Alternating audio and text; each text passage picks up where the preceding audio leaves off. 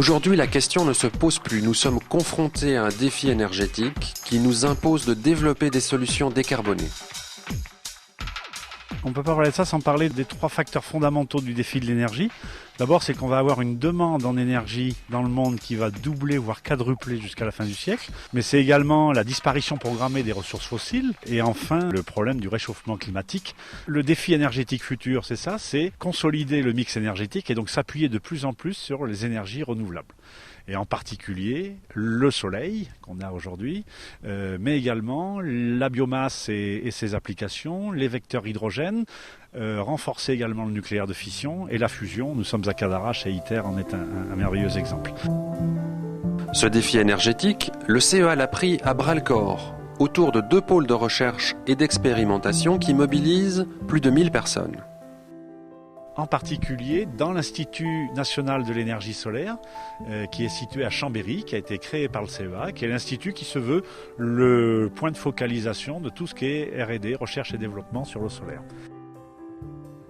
Et second pôle à Cadarache, où se prépare l'installation de la plateforme expérimentale Mégasol.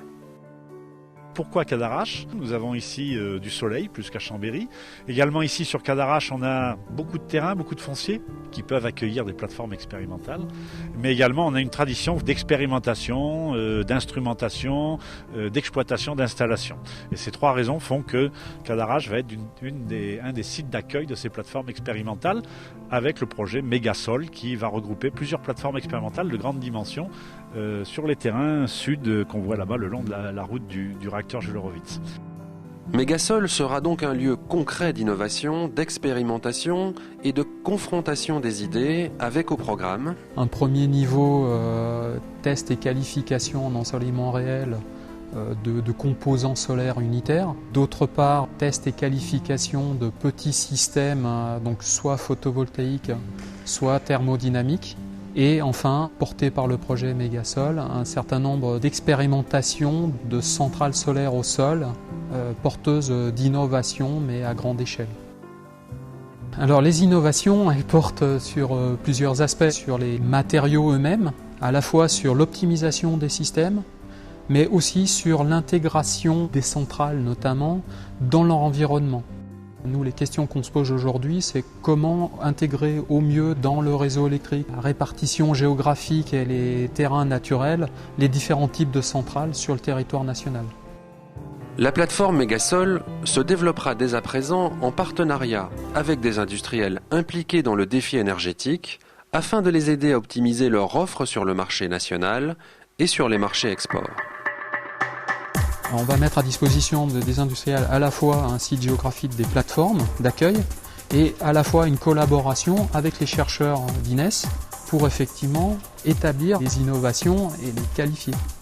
Donc sur Mégasol, l'idée est de tester à la fois de l'optimisation des centrales photovoltaïques classiques avec une meilleure cohabitation avec l'usage des sols, mais aussi d'aller explorer des centrales innovantes qui permettent d'aller sur ce qu'on appelle du tout-terrain et qui s'insèrent au mieux dans la configuration topographique des sols. Le 3e déploiement d'activités technologiques sur Mégasol concernera la mise en place de centrales thermodynamiques prototypes dont la vocation est d'aider les industriels à acquérir un savoir-faire et une technologie qui leur permettront d'aller sur le marché à l'exportation, notamment sur tous les grands projets de centrales du désert, et d'être le plus compétitif possible, bien entendu.